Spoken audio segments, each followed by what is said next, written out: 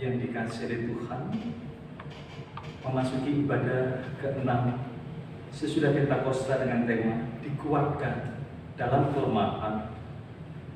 Tentu kita menyadari sebagai manusia bahwa keberadaan kita terbatas. Ada kekuatan, namun ada juga kelemahan. Dan antara kekuatan dan kelemahan itu seringkali berjalan tidak berimbang. Kalau kelemahan mendominasi, maka kehidupan itu menyebabkan kita kehilangan pengharapan. Tema dikuatkan dalam kelemahan memberi ruang kepada kita bahwa di luar kehidupan ada Allah yang memberi kekuatan. Mari kita beribadah dengan sukacita pada saat ini. Kami undang jemaat untuk berdiri dan kita akan menyanyikan Kirim Jemaat nomor 18 ayat pertama. Allah hadir bagi kita.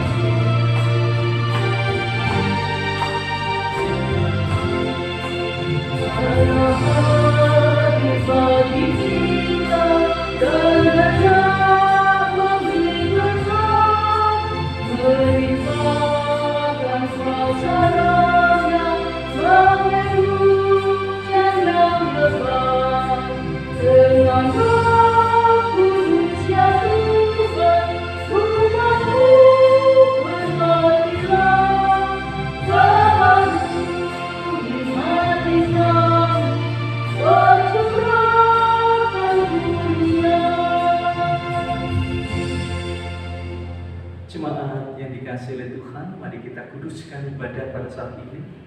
Bahwa ibadah minggu ke-6 setelah Pentakosta ini berlangsung di dalam nama Allah Bapa, Anak dan Roh Kudus.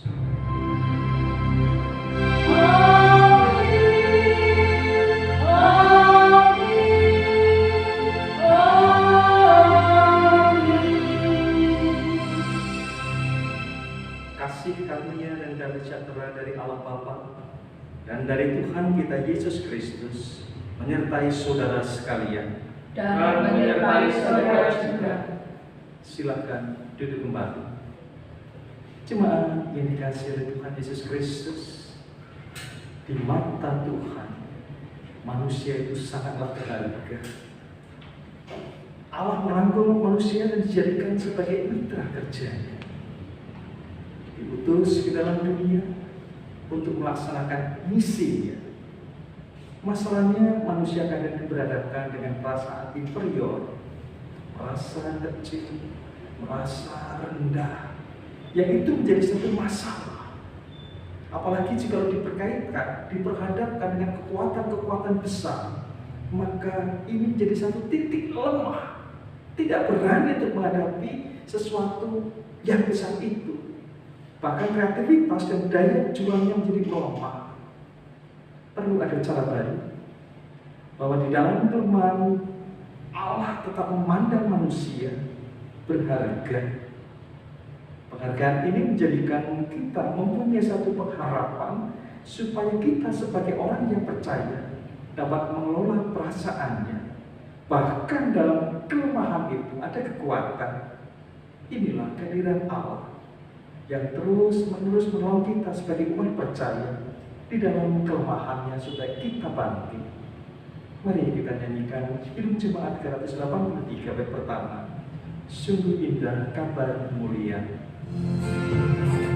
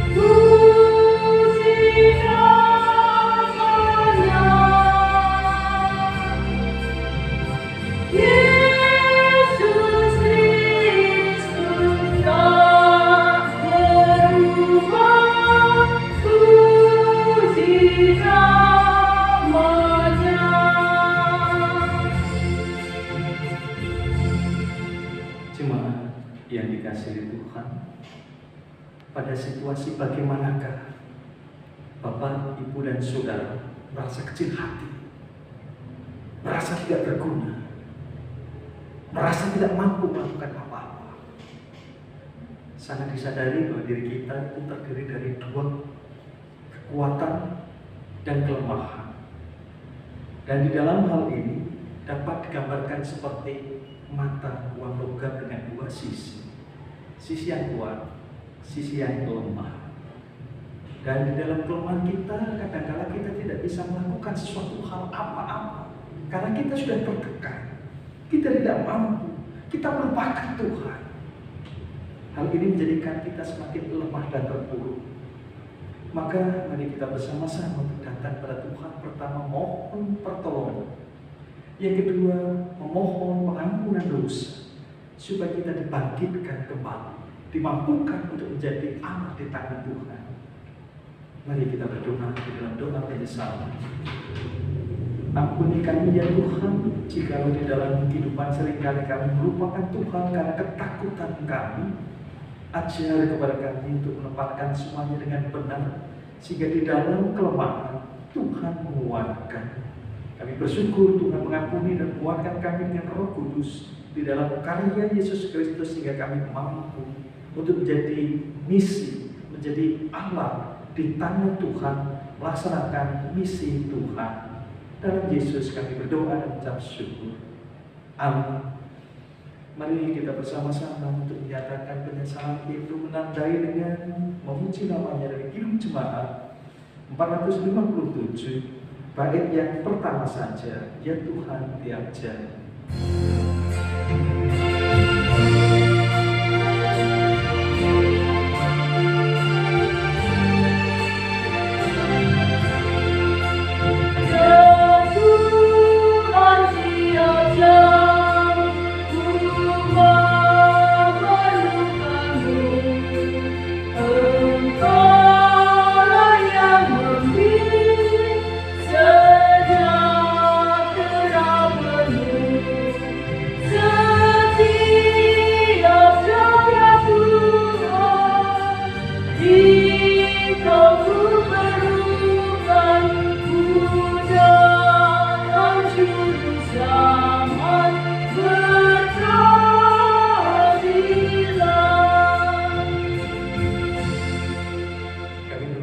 Jemaat bangkit berdiri dengan sukacita setelah mendapatkan penebusan dari Tuhan.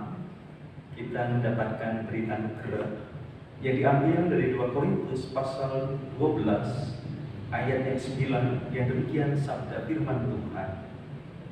Tetapi jawab Tuhan kepadaku, cukuplah kasih karuniaku bagimu, sebab justru dalam kelemahanlah kuasaku menjadi sempurna. Sebab itu terlebih suka aku bermegah atas kelemahanku, supaya kuasa Kristus turun menaungi aku. Demikianlah berita anugerah dari Tuhan. Syukur kepada Allah. Mari kita bersama untuk memuji namanya. Kirim Jemaat 387. Heran Allah memberi.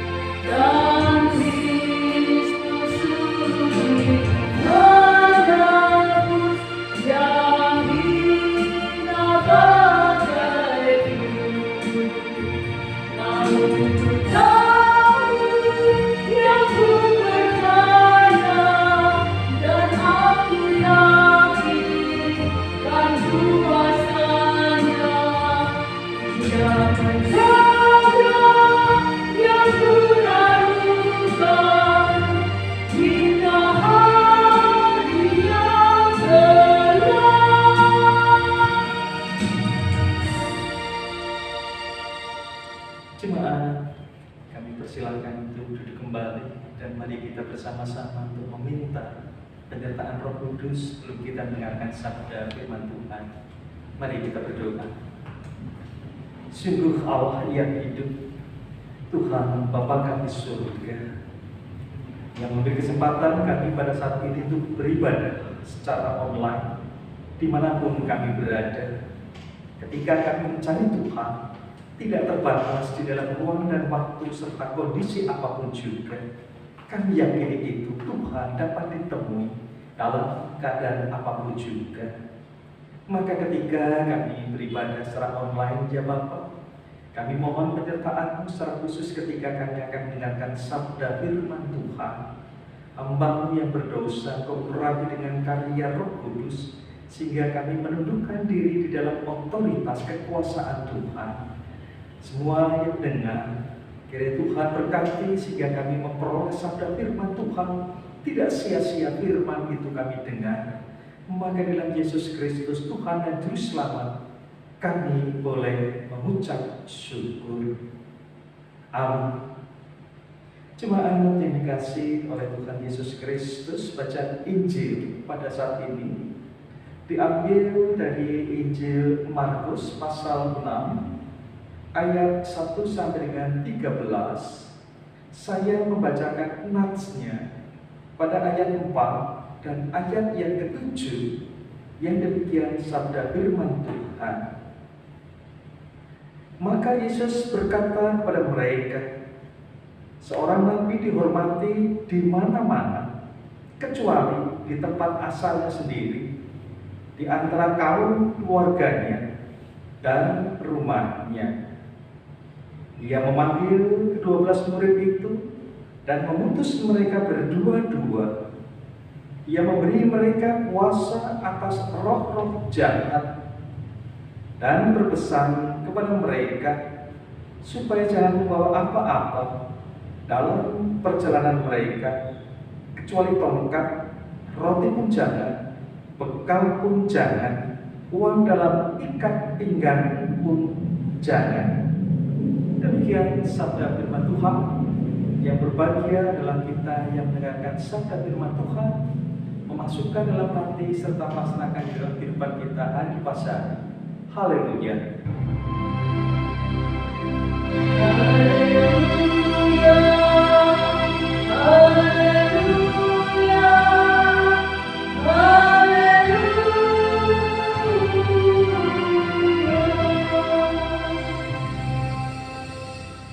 Jemaat yang dikasihi oleh Tuhan Yesus Kristus, kalau kita belajar dalam filosofi hidup orang Tionghoa, salah satunya ada filosofi yang mengatakan konsep Yin dan Yang. Secara general, arti Yin dan Yang adalah hidup di dalam sebuah keseimbangan. Dengan hidup seimbang itu, manusia akan dapat bersyukur atas kehidupannya dan merasakan kebahagiaan. Mengapa? Karena kita menyadari bahwa manusia mempunyai dua hal yang berbeda, yang berlawanan di dalam dirinya, yaitu memiliki kekuatan, tetapi pada satu sisi juga mempunyai kelemahan. Kalau dilihat secara positif, sisi kelemahan itu mengajar pada kita sebagai manusia untuk bersandar, sehingga diri kita tidak terjebak kepada suatu keangkuhan atau kesombongan yang berkelebihan. Mengapa? Karena manusia cenderung mudah untuk tergoda menjadi sombong. Pada saat dirinya memiliki sesuatu, baru mempunyai kepandaian sedikit, sudah berkoar-koar dan menganggap orang lain itu bodoh. Maka keterbukaan diri menerima kelemahan itu akan menjadikan seseorang pasrah pada Tuhan dan terbuka menerima uluran tangan orang lain ketika kita lemah dan membutuhkan bantuan. Bapak, Ibu, serta saudara yang dikasihi oleh Tuhan, kelemahan yang kita miliki bukan penghalang untuk meraih sukses. Maka inilah tema perayaan iman pada saat ini, dikuatkan dalam kelemahan. Jujur saja Bapak Ibu serta Saudara, tadi ketika kami mau berangkat syuting ke sini, istri saya dalam keadaan sakit, kedinginan, tidak bisa bangun dengan baik, terkapar di tempat tidur. Memang sangat enak kalau saat itu kita mengatakan, wah tidak jadi syuting. Alasannya sakit dengan berbagai macam cara. Demikian juga pekerjaan yang harus saya lakukan, harus selesai lembur dan lain sebagainya. Secara alami memang ingin seperti itu. Namun jangan sampai kita berpikir bersembunyi di balik kelemahan-kelemahan. Sebab apa yang akan kita lakukan, khususnya pada saat syuting, ini akan berguna memandu jemaat, orang percaya yang ingin beribadah. Maka berdosa jika melarikan diri dari tanggung jawab dengan alasan kelemahan-kelemahan itu. Toh Tuhan memberi kesempatan dan kekuatan di dalam kelemahan itu. Seperti dalam tema, pasti ada kuasa. Dan betul, istri saya bisa melakukan tugas di dalam keterbatasannya. Bapak dan Ibu yang dikasihi oleh Tuhan Yesus Kristus, Injil Markus pasal 6 ayat 1 sampai dengan 13 menggambarkan siapa Yesus Kristus itu.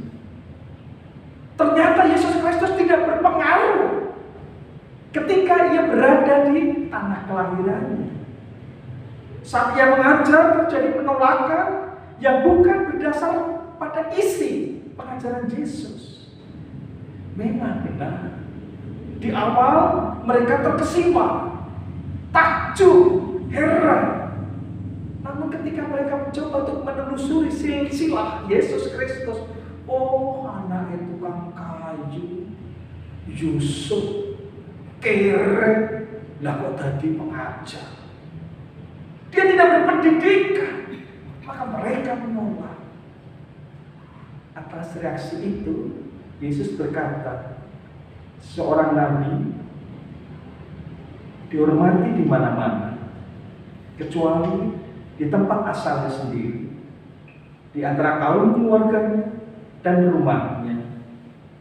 Bagaimana sikap Yesus menanggapi kelemahan yang ditujukan padanya? Tidak terpengaruh. Penolakannya itu bukan membuat dia menjadi mundur, tidak. Tetapi ia mempunyai satu semangat untuk maju, melakukan mukjizat, mengajar, mengusir roh-roh kegelapan. Jemaat yang dikasihi oleh Tuhan Yesus Kristus, sepertinya kelemahan dan latar belakang inilah yang membuat Yesus memanggil murid-muridnya, mengutus ke-12 muridnya.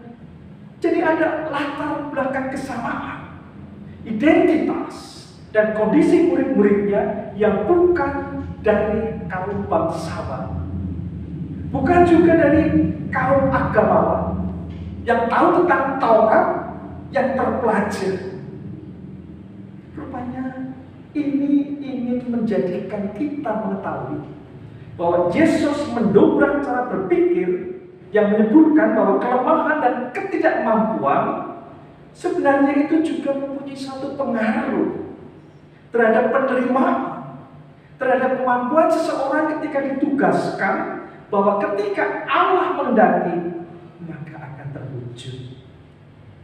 Tapi kita bisa melihat hasilnya, murid-murid yang melakukan dengan baik. Mereka berjalan ke dusun-dusun, mereka melakukan mukjizat, mereka menyembuhkan, mereka mengusir setan.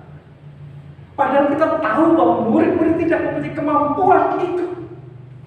Tetapi dipanggil oleh Yesus, diberi kuasa melakukan karya nyata. Cuma yang dikasihi Tuhan Yesus Kristus, menariknya di dalam putusan itu, Yesus memberi pesan agar murid-murid tidak membawa bekal kecuali tongkat dan alas kaki. Artinya apa? Supaya pesan ini kuat tertanam di dalam diri kita, dalam keterbatasan dan kekurangan sekalipun, tidak menghambat seseorang yang dipakai Allah untuk mengerjakan misi pewartaan Injil. Agaknya kalau kita melihat perintah Yesus Kristus ini menjadi kritik sebagian dari kita yang kadang-kadang berorientasi pada kemampuan yang bagus ketika harus melaksanakan tugas, keuangan yang bagus ketika harus melaksanakan tugas. Memang harta dan kepandaian itu berguna, Namun ada satu sisi lain yang tidak boleh dilupakan. Keterbukaan hati dalam menyambut panggilan Tuhan, serta kesetiaan bagi kita untuk melakukan tugas. Maka itu menjadi penting dan tidak boleh diabaikan. Jika Tuhan sendiri yang memanggil, Tuhan yang memutus, maka Tuhan juga yang akan melengkapi kita. Jemaat yang dikasihi Tuhan Yesus Kristus, melalui sabda ini kita diingatkan, saya, Bapak, Ibu, dan Saudara, bahwa kita mempunyai kelebihan, tetapi kita juga mempunyai kekurangan. Coba kelebihan-kelebihan apa yang Bapak, Ibu, Saudara miliki, dan kekurangan-kekurangan apa yang Bapak, Ibu, serta Saudara miliki. Seimbangkan seperti konsep yin dan yang, supaya di dalam hal ini kita tetap di dalam kelemahan dan kelebihan, kita mampu untuk melakukan tugas. Karena apa? Jika kita mengandalkan kekuatan yang kita miliki saja, maka akan jatuh pada kesombongan kita. Demikian juga ketika kita hanya mengandalkan, melihat bahwa kita lemah, kita kurang secara terus-menerus, maka itu akan menjerumuskan kita menjadi orang yang minder, tidak kuat, melukrum, dan tidak berdaya. Justru di dalam kelemahan itu, sepanjang kita mengandalkan Tuhan, maka kita akan dikuatkan. Tidak percaya? Coba lakukan. Amin.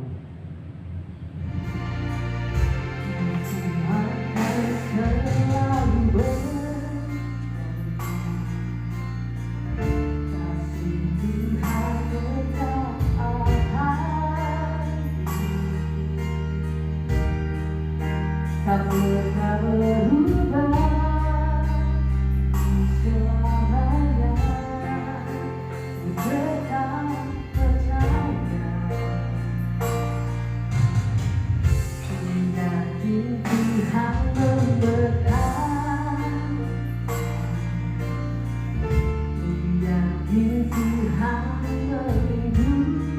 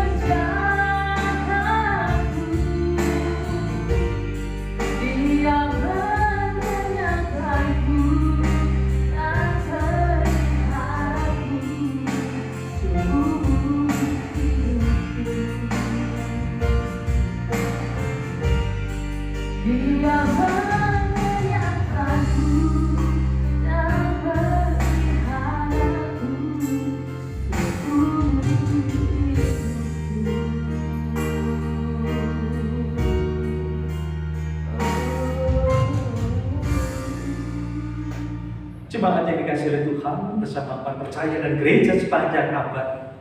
Kami undang Bapak Ibu serta saudara bangkit berdiri dan kita bersama-sama untuk mengucapkan pengakuan iman rasuli. Aku percaya kepada Allah, Bapa yang Maha Kuasa, Khalik langit dan bumi, dan kepada Yesus Kristus anaknya yang tunggal, Tuhan kita, yang dikandung daripada Roh Kudus, lahir dari anak darah Maria, yang menderita di bawah pemerintahan Pontius Pilatus, disalibkan, mati dan dikuburkan, turun ke dalam kerajaan maut, pada hari yang ketiga bangkit pula dari antara orang mati, naik ke surga, duduk di sebelah kanan Allah, Bapa yang Maha Kuasa, dan akan datang dari sana untuk menghakimi orang yang hidup dan yang mati. Aku percaya kepada Roh Kudus, gereja yang kudus dan am, persekutuan orang kudus, pengampunan dosa, bangkitan daging, dan hidup yang kekal. Amin. Mari kita bersama-sama untuk masuk dalam doa syafaat dan kita akan berdoa. Segala puji dan syukur kami panjatkan kepada-Mu ya Tuhan, oleh karena kehadiran, pemeliharaan, dan berkat-Mu kepada kami semua umat percaya.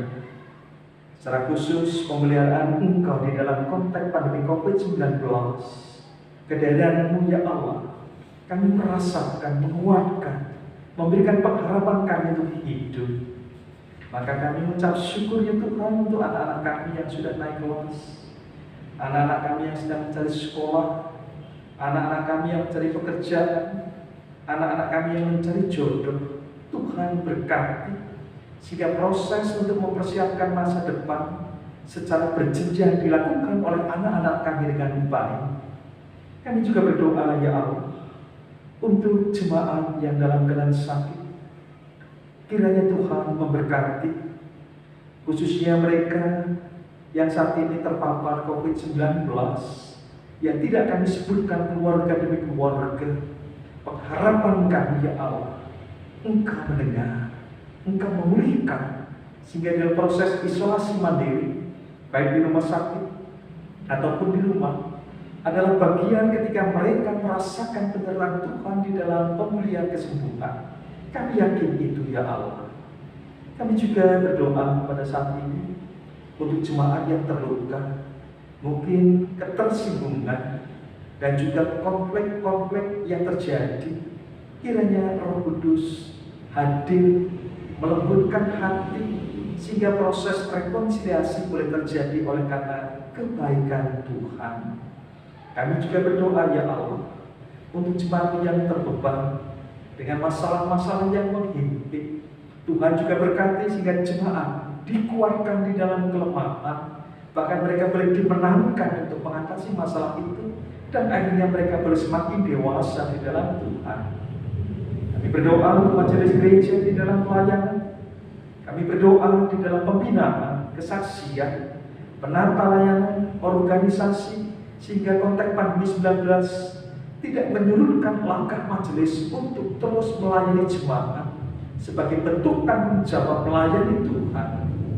Kami berdoa ya Tuhan untuk program vaksinasi kiranya berjalan dengan baik sehingga kesehatan prima dari bangsa Indonesia boleh dirasakan oleh seluruh masyarakat, dan kami semua terbekali dengan tetap menjaga protokol kesehatan dengan 5M-nya. Kami berdoa ya Allah untuk kesadaran masyarakat supaya di dalam menghadapi pandemi COVID-19 betul-betul memiliki kesadaran dan tekad yang kuat akan prokes 5M, dan betul-betul berpartisipasi dengan baik, apalagi akan dicanangkan penerapan PPKM darurat pada tanggal 3 sampai dengan 20 Juli. Tuhan berkati dengan tujuan semuanya itu untuk memutus mata rantai COVID-19. Kami berdoa untuk Kabupaten Tegal, kami berdoa untuk bangsa dan negara kami berdoa untuk Presiden. Hikmat-Mu ya Allah kiranya menjadikan kami semua melangkah di dalam keteraturan dan berpengharapan bahwa ada Tuhan yang mengatur kami. Maka kami berserah penuh kepada Engkau di dalam nama Tuhan kami Yesus Kristus yang telah mengajar kami doa Bapa kami.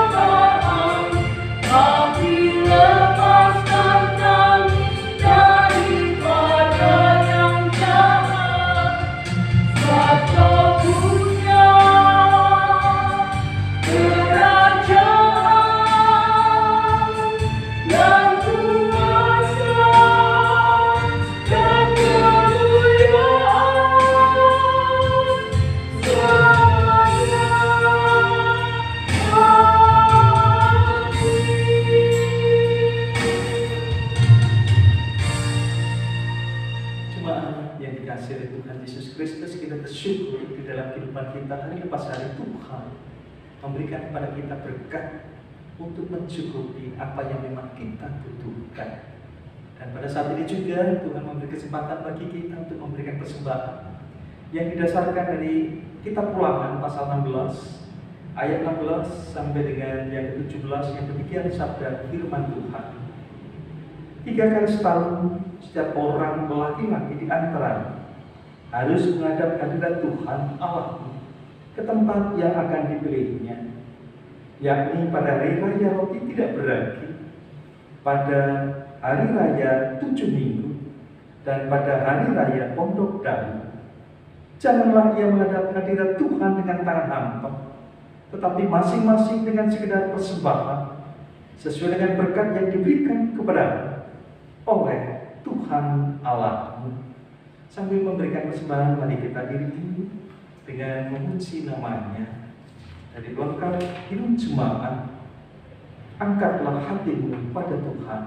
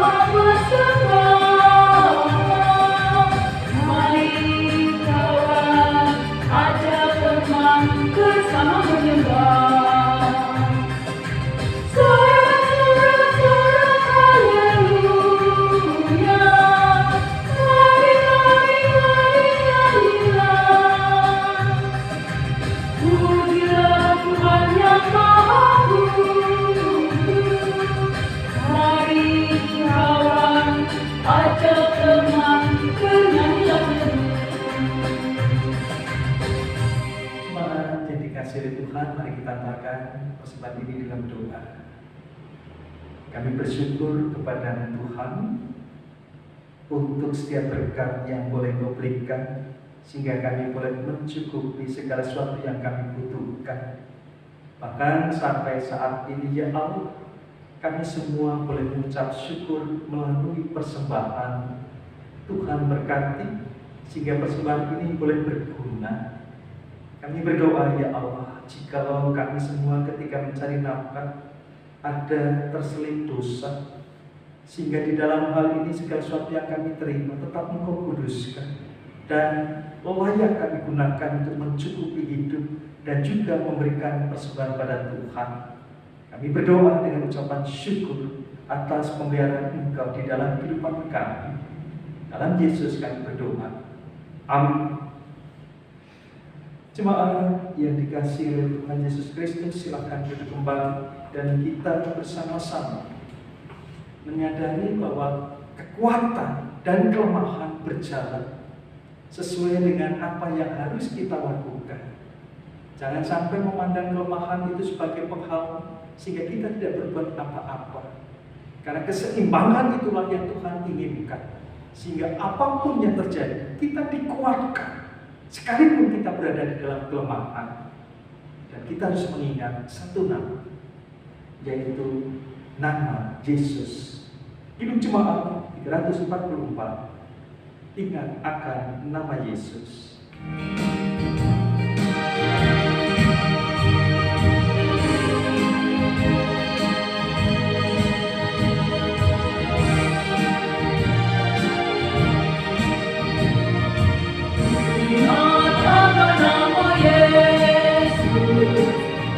Yang susah dan sedih, nama itu menghiburmu mana saja kau pergi. Indahlah namanya, pengharapan dunia. Indahlah namanya,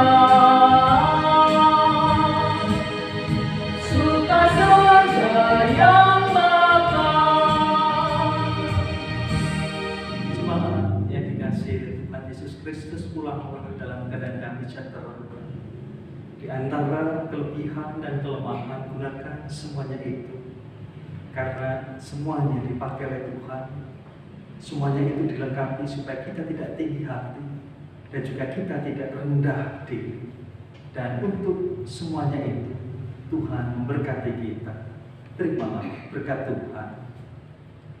Allah sumber pengharapan memenuhi saudara dengan segala sukacita dan damai sejahtera dalam iman saudara, supaya oleh kekuatan Roh Kudus saudara berlimpah-limpah dalam pengharapan. Amin.